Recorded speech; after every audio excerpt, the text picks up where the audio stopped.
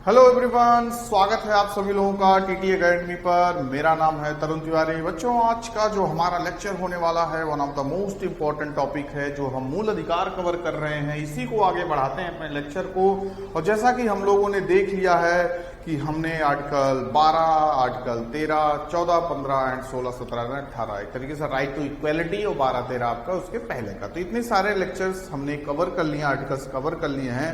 तो आज बारी है किस फंडामेंटल राइट की आपकी, तो 14 to 18 हमने देख लिया है पूरी तरीके से आपके राइट टू इक्वेलिटी। जो अगला हमारा फंडामेंटल राइट्स है वो क्या है, आपका राइट टू फ्रीडम। ठीक है ना, यानी स्वतंत्रता का अधिकार। ठीक है ना, अगला जो हमारा फंडामेंटल राइट मूल अधिकार है वो क्या था, स्वतंत्रता का अधिकार। स्वतंत्रता का अधिकार।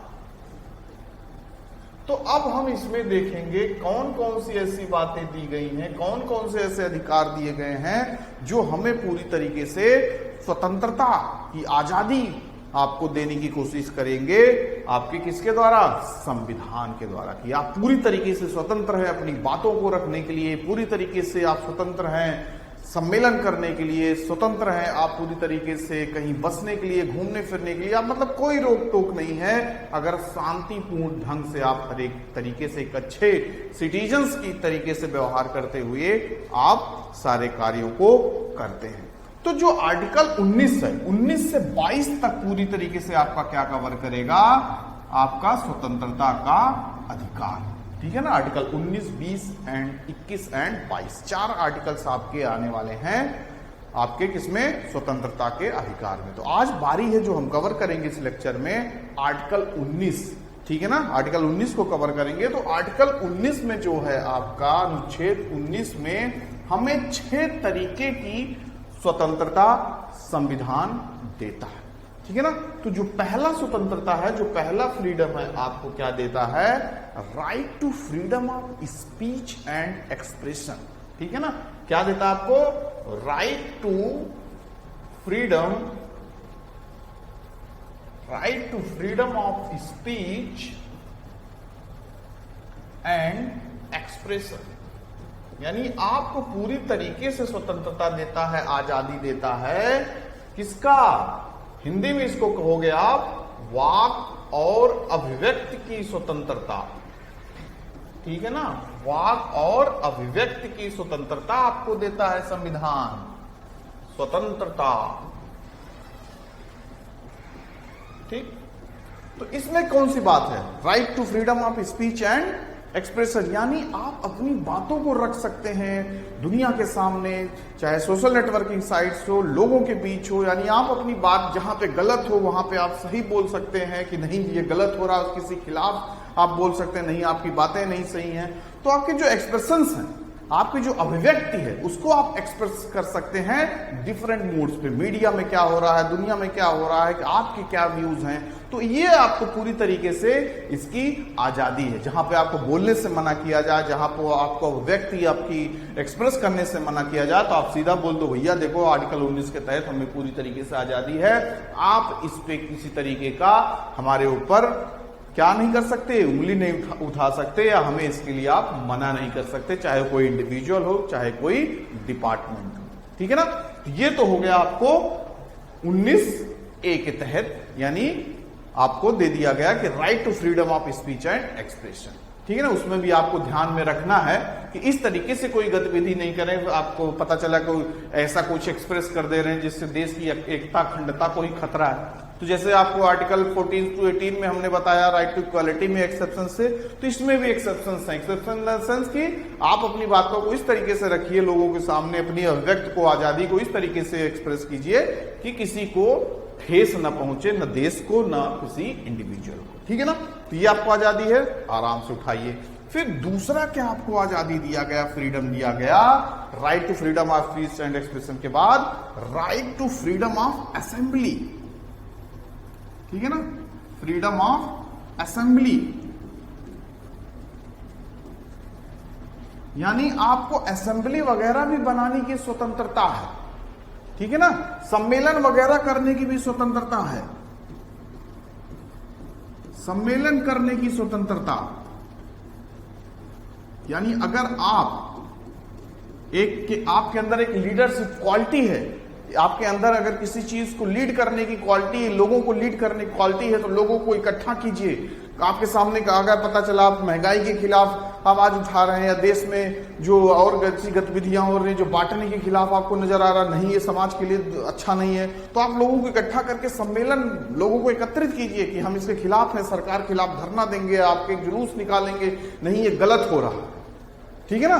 किसी पब्लिक प्लेस पे आप इकट्ठा होकर लोगों को बताएं। तो ये सब चीजें भी करने की स्वतंत्रता आपको संविधान के द्वारा दी गई है। इसमें भी एक्सेप्शन ये जोड़ दिए भैया कि आप जुलूस निकालो, धरना दो और पब्लिक मीटिंग करो, लेकिन इस चीज का ध्यान रखो, किसी प्राइवेट प्रॉपर्टी वगैरह पे ना पहुंच जाओ, किसी का दरवाजा खटखटा लो, अंकल जी नमस्ते, आंटी नमस्ते, आपके छत पे धरना देना, प्रदर्शन करना है, 500 लोगों को इकट्ठा करना है। यानी आप कहीं ऐसा ये सब सारे सम्मेलन वगैरह करोगे तो एक पब्लिक प्लेस पे करोगे, किसी आप पार्क में कर लो, या आप वो कर लो, क्या कहते हैं, परमिशन ले लो वहां की अथॉरिटी से, तो वहां पे आप ये सब सारी एक्टिविटीज कर सकते हैं, ठीक है ना।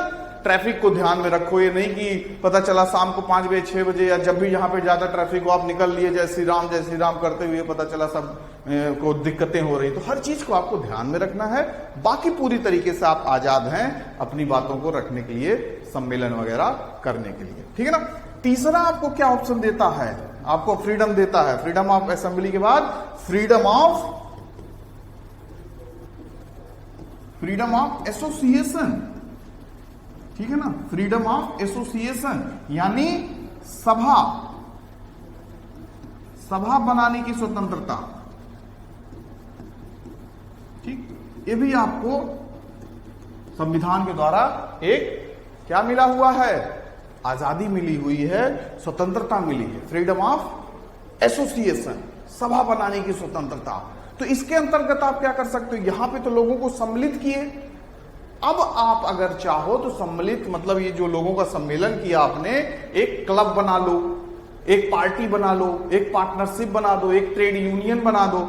तो ये आप क्या कर सकते हैं, यूनाइट करके एक ऐसी ऑर्गेनाइज को भी आप स्टेब्लिश कर सकते हैं जो आपकी पार्टी बन गई। पता चला एक मुद्दे पे पार्टी बन गई, अब अक्सर आवाज उठाएगी सरकार के खिलाफ, सारी चीजों के खिलाफ। तो ये आपको भी इसकी भी आजादी दे दी गई, फ्रीडम ऑफ एसोसिएशन की भी। तीसरा क्या आपको क्या स्वतंत्रता मिली हुई है, ये जानने की कोशिश करते। 3 हो गया, 4th, ठीक है ना। 3 और बाकी हैं, जल्दी से देख लेते हैं। 4th में है right to movement, right to movement.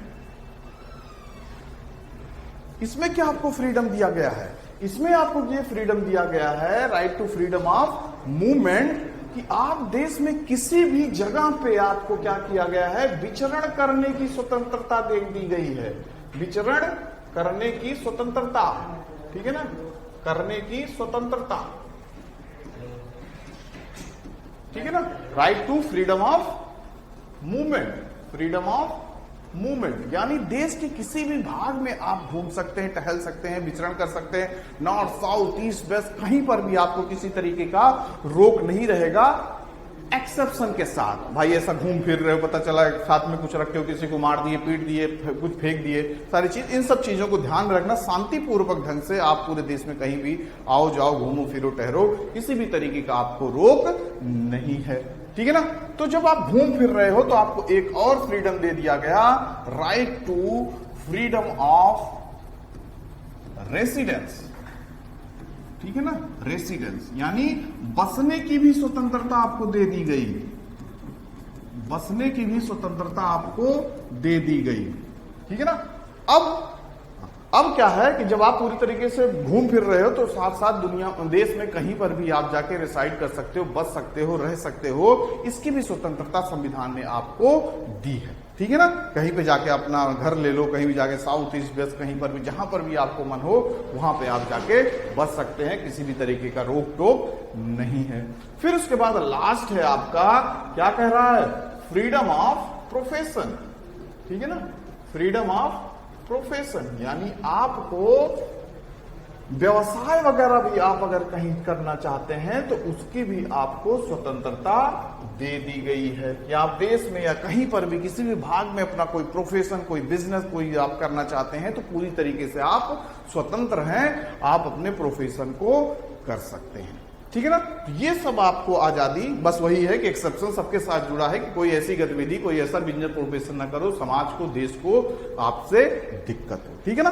तो ये आपके क्या है, राइट टू फ्रीडम यानी स्वतंत्रता के अधिकार में आर्टिकल 19 के अंतर्गत 6 आपको अधिकार दिए गए हैं, फ्रीडम दिए गए हैं, जिसके माध्यम से आप क्या कर सकते हैं, पूरी तरीके से आजादी का फायदा उठा सकते हैं। ओके, तो आप आर्टिकल 19 में हमने सब सारी चीज देख ली। फिर आगे वाले लेक्चर्स में हम देखेंगे आपके 20, 21, 22 में क्या क्या सारी चीजें दी गई हैं। तो आशा करता हूं सारी चीजें आपको समझ में आया होगा।